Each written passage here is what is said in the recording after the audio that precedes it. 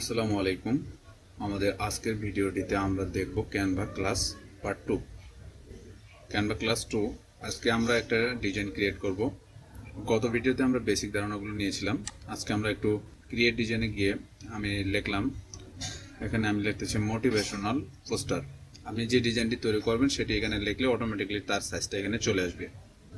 এখানে আমি লিখতেছি, দেখেন মোটিভেশনাল পোস্টার লেখার পরে দেখেন মোটিভেশনাল পোস্টারের যে সাইজটা আছে সেটা অটোমেটিক্যালি নিয়ে নিয়েছে। আমি সেখানটায় ক্লিক করলাম। সেখানটায় ক্লিক করার পরে আপনারা পরের স্টেপে চলে যাবেন। পরের স্টেপে আসার পরে দেখেন এখানে আমরা কিন্তু অসংখ্য ধরনের রেডি টেমপ্লেট পেয়ে যাব। মোটিভেশনাল পোস্টার যেহেতু আমরা লিখেছি, মোটিভেশনাল পোস্টারের অনুযায়ী যতগুলো টেমপ্লেট আছে এখানে আমরা অসংখ্য ধরনের টেমপ্লেট পেয়ে যাব। এই যে দেখেন নিচে স্ক্রল করলে আপনি আরও অনেকগুলো টেমপ্লেট দেখতে পাবেন। এখানে অসংখ্য ধরনের টেমপ্লেট, এখান থেকে এই টেমপ্লেটগুলো নিয়ে আপনি কাস্টমাইজ করে ডিজাইন তৈরি করতে পারেন। এবং এই জায়গাটা ক্লিক করলে আপনি এখান থেকে কিন্তু কালার বা থিম চুজ করতে পারবেন। কালার বা থিম যদি আপনি সিলেক্ট করেন, দেখেন আমি ব্ল্যাকটা সিলেক্ট করছি, তাই ব্ল্যাক যে ব্ল্যাক থিমের যে টেমপ্লেটগুলো আছে সেগুলো অটোমেটিকলি এখানে শো করছে। থেকে আমি একটি বেসিক টেমপ্লেট নিয়ে নিলাম। বেসিক টেমপ্লেট, এখান থেকে আমি একটা বেসিক টেমপ্লেট নেব এবং বেসিক টেমপ্লেটের উপরে আমি কিন্তু কাস্টমাইজ করব। নিচে অ্যাড পেজ যে আছে, অ্যাড পেজটা সিলেক্ট করে নিলাম, কারণ নিচে আমরা আরেকটা ডিজাইন ক্রিয়েট করব। এটা টেমপ্লেট ছাড়াই এখান থেকে আমরা একটা ডিজাইন ক্রিয়েট করব, আর উপরেরটা টেমপ্লেটস যেটা আছে এই টেমপ্লেটসটার উপরেই আমরা একটা ডিজাইন ক্রিয়েট করব। তো এখানে দেখেন এই ডিজাইনটাতে অসংখ্য ধরনের লেয়ার রয়েছে। এখানে একটা লেয়ার রয়েছে, এখানে রয়েছে এবং এই পিছনে রয়েছে, কয়েকটা লেয়ার দেওয়া রয়েছে। আপনি এখান থেকে আপনার মন মতন কিন্তু কাস্টমাইজ করে নিতে পারেন। তো আমি এখান থেকে একটা লেখা লিখে রেখেছি, জাস্ট এখানে লেখাটা এখানে আপনি ডবল ক্লিক করলে এটা সিলেক্ট হয়ে যাবে। সিলেক্ট হয়ে গেলে আপনি আপনার মন মতন করে স্ট্যাটাস লিখতে পারবেন। তো এটা আমি ডবল ক্লিক করে সিলেক্ট করে নেওয়ার পরে আমার যে লেখাটা লিখছে আমি সেটা কপি করে আনি এখানে পেস্ট করে দেব। কপি করে নেওয়ার পরে এখানে পেস্ট করে দিলে দেখেন এখানে পেস্ট করে দেওয়ার পরে এটা নিয়ে নিয়েছে। এখন এই লেখাটিকে আমরা সুন্দরভাবে কাস্টমাইজ করতে পারবো, এটার ফন্ট চেঞ্জ করতে পারবো। এবং এই যে জিমেলের এটা দেখেন, এটা ড্রাগ করে ধরে এটা এদিকে আপনি চাইলে যেখানে খুশি সেখানে রাখতে পারবেন। এখান থেকে পার্টস যেগুলো আছে আর কি, এক একটা লেয়ার আপনি যেখানে খুশি সেখানে সরাইতে পারবেন, রাখতে পারবেন এবং কালারও চেঞ্জ করতে পারবেন, সব কিছু করতে পারবেন। তো আমি বেশি কিছু করতেছি না, আমি শুধু বেসিকভাবে আপনাদেরকে দেখা দিতেছি যে এই লেখাটাকে আমি একটু হালকা একটু কাস্টমাইজ করে নেব। এখানে মিডিল পজিশনে রাখলাম এবং দেখি এটার আপনার কালারটা একটু চেঞ্জ করা যায় কিনা। এটা সিলেক্ট করার পরে এই যে বোল্ড যে লেখাটা দেখতেছেন এখানে ক্লিক করে দিলে লেখাটা বোল্ড আকারের হয়ে যাবে আর কি। এখানে এই লেখাটাকে আমি সিলেক্ট করলাম। সিলেক্ট করার পরে দেখেন এটার কিন্তু আপনি চাইলে ফন্ট চেঞ্জ করতে পারবেন, কালার চেঞ্জ করতে পারবেন। তো আমি এখান থেকে একটু কালার দেখি, কালার এখান থেকে নেবে বলে এটা না, আমি এখান থেকে চাইতেছি একটু ডার্ক ব্ল্যাক কালারটা দিলাম। দেখেন কেউ কি সুন্দর ফুটে উঠেছে। এখানে ব্ল্যাক কালারটা সিলেক্ট করাতে ব্ল্যাক কালারটাই আমি হয়তো রাখবো। এখান থেকে সাইজ ফন্ট আপনি চাইলে বাড়িয়ে দিতে পারেন। এই যে প্লাসে ক্লিক করলে ফন্ট বাড়বে এবং মাইনাসে ক্লিক করলে ফন্ট কমবে।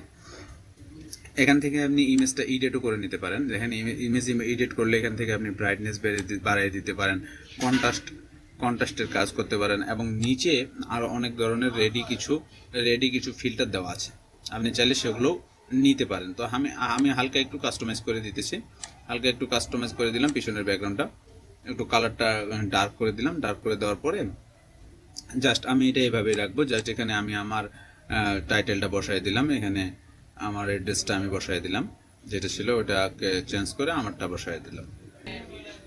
এখানে আমি আমার অ্যাড্রেসটা বসাই দিলাম। অ্যাড্রেসটা বসাই দিয়ে এটা আপনি চাইলে যেখানে খুশি সেখানে রাখতে পারেন। আমি ওখানে নিচেই রাখলাম, ওখানে আমার ভালো মনে হলো তাই ওখানে রেখে দিয়েছি। বাস জাস্ট এটা আমি এইভাবেই রাখবো, এতটুকুই। এবং নিচেরটিকে আমরা দেখি আমরা কিভাবে কাস্টমাইজ করতে পারি। এবং নিচেরটিকে এখানে দেখেন, এখানে সিলেক্ট করার পরে এখান থেকে মনে করেন আমি একটা ফটো নিব, এখান থেকে আমি ফটোতে ক্লিক। তো এরপরে আমি এখান থেকে একটি ফটো নিয়ে নিব। ফটোতে ক্লিক করলাম, এখান থেকে আমি এই ফটোটি সিলেক্ট করে নিলাম। সিলেক্ট করে নিয়ে এই ফটোটি আমি একটু বড় করে দিলাম।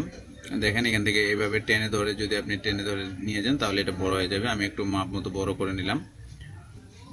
এখান থেকে এটা আমি বড় করে নিলাম। ব্যাকগ্রাউন্ড হিসেবে আমি এটা নিয়ে নিলাম এবং ব্যাকগ্রাউন্ডের যে কালারটা আছে সেই কালারটা আমি একটু চেঞ্জ করে দিলাম। দেখেন এটার সাথে সিমিলার একটা অটোমেটিকলি কিন্তু কালার কম্বিনেশন করে তার একটা কালার দিয়ে দিয়েছে। আমি সেই কালারটা সিলেক্ট করে দিলাম এবং আমাদের যে মোটিভেশনাল যে স্ট্যাটাসটা আছে সেই স্ট্যাটাসটা মনে করেন আমি এখানে বসিয়ে দেবো।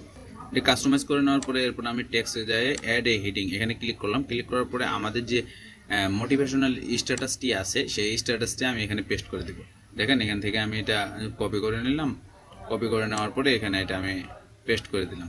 ওকে, পেস্ট করে দেওয়ার পরে এই লেখাটা কি সুন্দর একটা সুন্দর হয়ে চলে এসেছে। এখন জাস্ট এটা আমি এখন একটু স্কেল মার্জিনটা যে আপনাদের দেখাইছিলাম সেই মার্জিনটা সিলেক্ট করে নিলাম। আমি চাইতেছি এই মার্জিনের ভিতরে জানি আমার এই স্ট্যাটাসটা থাকে, এর বাইরে কি জানি এটা না যায়। তো দেখেন এইভাবে আপনি সুন্দর করে অ্যাডজাস্ট করে নিতে পারবেন।